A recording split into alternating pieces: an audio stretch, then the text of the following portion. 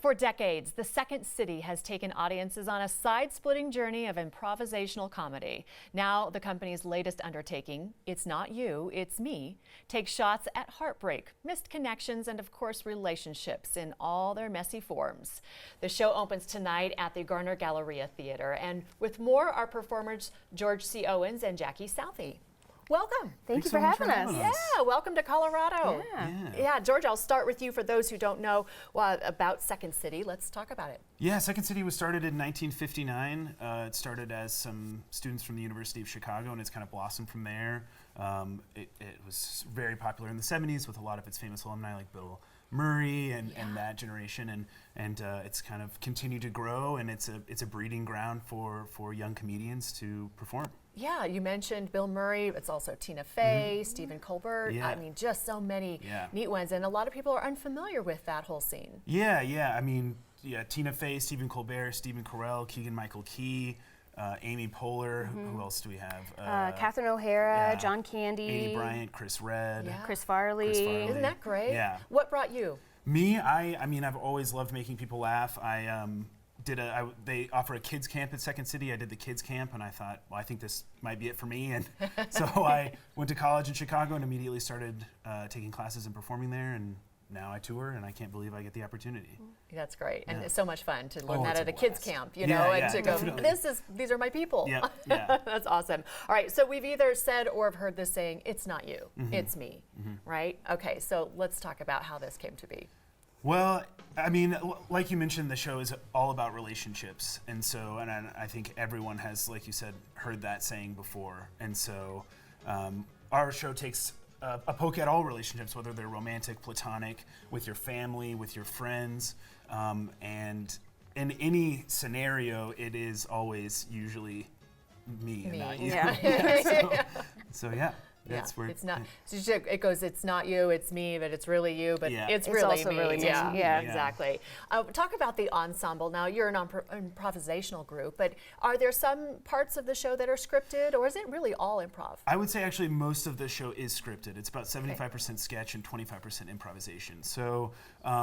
Scenes that we've written about relationships, and then also chances for us to kind of do what we do as improvisational comedians as well. So it's fresh and fun every night. If you come multiple times, it will never be the same show twice. Oh, that's fun. Which keeps it fun for the audience and fun for us as well. Yeah, and you're both performers, but really how much of the character is you?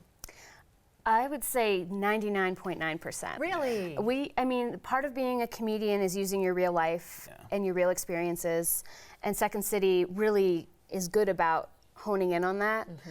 Ultimately, the funniest things to us are the things that happen to us in real life. So when you see the show, you can bet that a lot of little things happening are true stories or true tidbits or based on someone we know very closely. I play my sister in one of the scenes, but I play every person. I grew just up everybody, with. you know, and it's really fun that way because they'll never know. But unless they come to the show. Right, they might pick up on it. I know. And so what do you hope that audiences will take away from this show?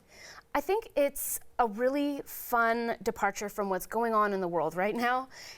It's really fun to turn off your TV, turn off your social media, and just come and exist in a space and know that you and your neighbor are laughing together and not at each other, but with each other. And there's just something so refreshing about that. And it really is start to finish. The show is just so fun, and there's something really lovely and kind about it.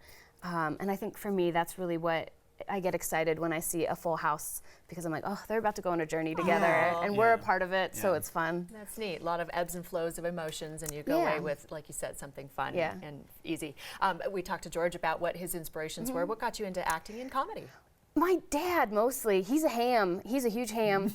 And he would recreate like SCTV characters and SNL characters, and he was just always so funny, and then his cousins would get in, and it was just something that I always thought would be a fun hobby after work or after school. So I started doing improv fairly young. I was in middle school, and then all through college I was taking classes and doing improv, and then I thought, I'll move to Chicago so I don't go home and get in my pajamas with nothing to do. I'll have something to do.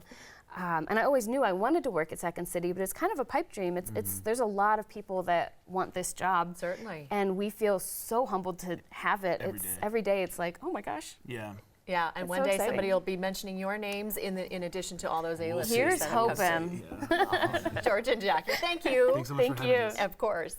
All right, get ready to laugh at love in all its forms with the Second City's newest show, It's Not You, It's Me. It opens tonight and runs through August 25th at the Garner Galleria Theater. For tickets, call the box office at 303-893-4100, or you can go online to denvercenter.org.